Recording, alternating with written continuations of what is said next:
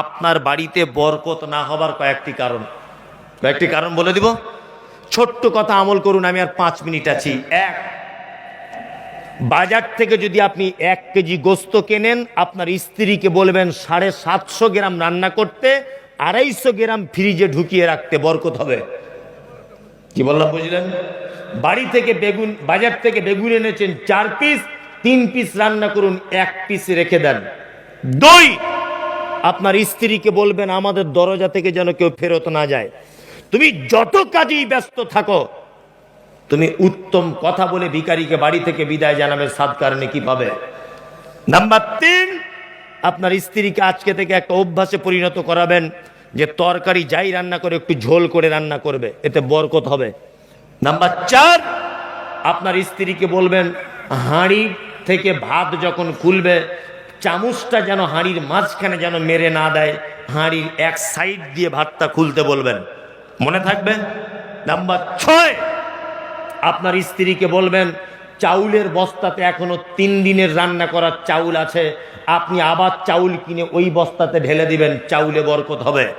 তেলের বোতলে এখনো 150 গ্রাম তেল আছে, 2 দিন রান্না করা যাবে, আবার বাজার থেকে তেল এনে ওই বোতলে ঢেলে দেন, তেলে বরকত হবে। কি বলছি বুঝতে পারছেন? একেবারে চাউলের বস্তা ঢেলে নিয়ে আর রান্নার কিছু নেই, আগামীকাল আপনার স্ত্রী তখন বলছে বাড়িতে কিছু নাই, কিছু আনো, আনতে তখন দেরি হয়ে গেল।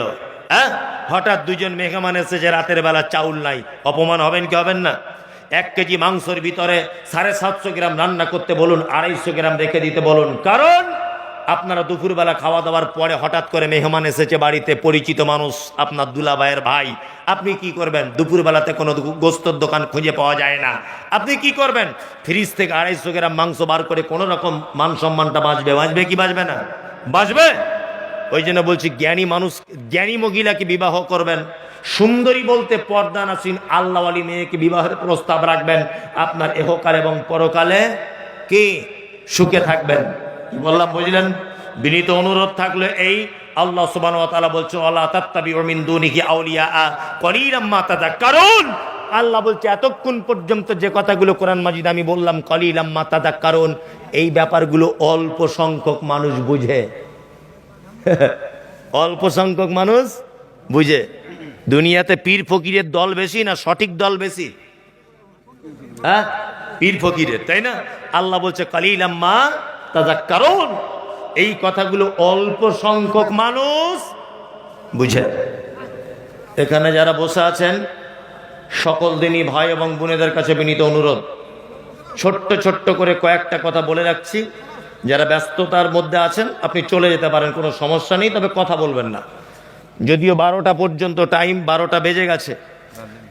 হ্যাঁ, 5 মিনিট বাকি আছে, যাই হোক। আর আমি অসুস্থ রুগী, আজকে 10 দিন পরে আজকে প্রোগ্রাম করতে এলাম, যাই হোক। তা আপনাদেরকে কয়েকটা আমি কথা বলে রাখছি। আগামী 2-3 দিনের মধ্যে রমজান ঢুকছে, তাই না? ইনশাআল্লাহ আমরা প্রস্তুতি গ্রহণ করব। আমাদের প্রস্তুতি বলতে কি, ছোলার দাম কত, ফলের দাম বেড়েছে না কমেছে, একসঙ্গে 5 কেজি মুড়ি কিনে রাখ, ঘুগনি করে খেতে হবে, মটর কিনে রাখ, এই সব প্রস্তুতি আমাদের, তাই না? জি। তার মধ্যেও আল্লাহওয়ালা অনেক মানুষ আছে যারা শারীরিক ব্যাপারে প্রস্তুতি থাকে, ইবাদতের ব্যাপারে প্রস্তুতি থাকে। আল্লাহ মাঘে রমজানে 30টি সিয়াম আমাদেরকে মানে আমাদের দ্বারা তুমি করিয়ে নাও, বলুন আমিন। আমিন। সিয়াম পালন করুন। অবশ্যই সিয়াম এমন একটি ইবাদত, এটা অন্তরের ভিতরে তাকওয়া, আল্লাহ ভীতি সৃষ্টি করে। আপনি 1 ওয়াক্ত নামাজ যদি ছেড়ে দেন, মানুষ বুঝতে পেরে যাবে, পারবে না? পারবে। আপনি যদি যাকাত না দেন, তবুও কিছু মানুষ বুঝতে পেরে যাবে, পারবে না? পারবে।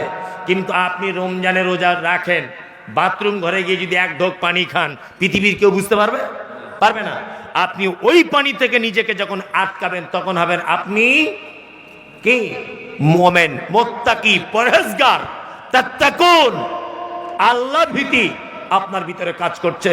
আপনি আল্লাহর দরবারে বলতে পারবেন, আল্লাহ বাথরুম ঘরেও পানি পান করার সুযোগ ছিল, কিন্তু আমি তোমার ভয়ে করিনি, তাই না?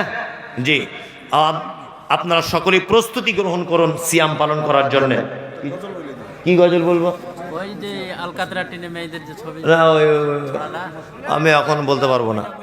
না, তুমি আসমানে থাকো প্রভু, আমি জমিনে,